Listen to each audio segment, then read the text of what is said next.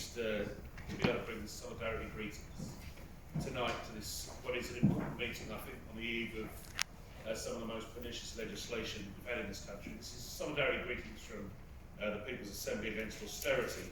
So the PA is supported, of course, by many trade unions that are represented here tonight, as well as anti-cuts campaigns, and it includes and links up a network of activists organised in local groups throughout the country.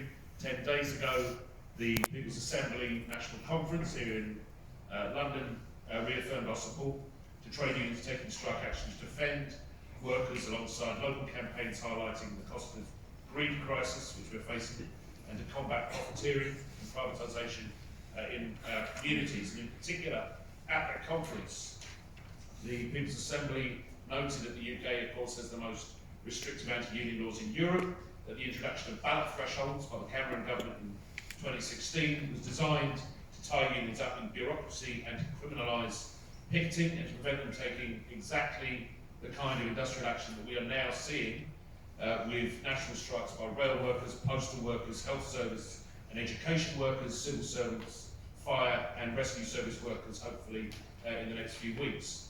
The Cameron 2016 Trade Union Act has failed in its primary purpose.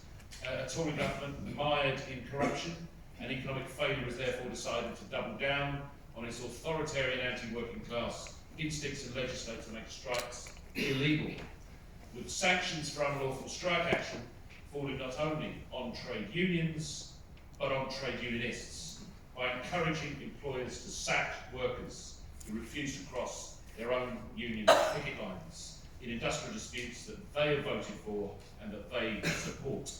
Grant Shapps's proposed strikes minimum service levels bill is an appalling, undemocratic piece of legislation from a discredited government way past its sell-by date.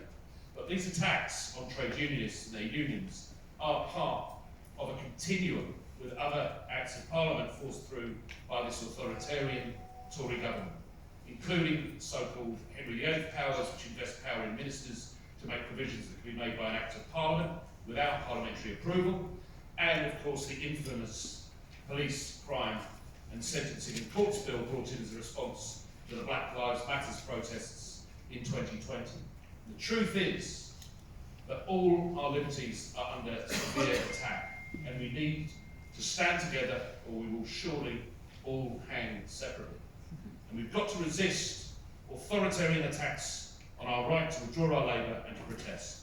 We must resist by all means at our disposal, from direct action to political action.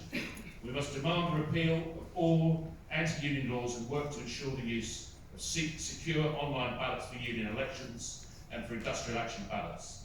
And this is the fight of our lives, as somebody over there said. In the words of the trade union movement, unity is strength, and an injury to one is an injury to all.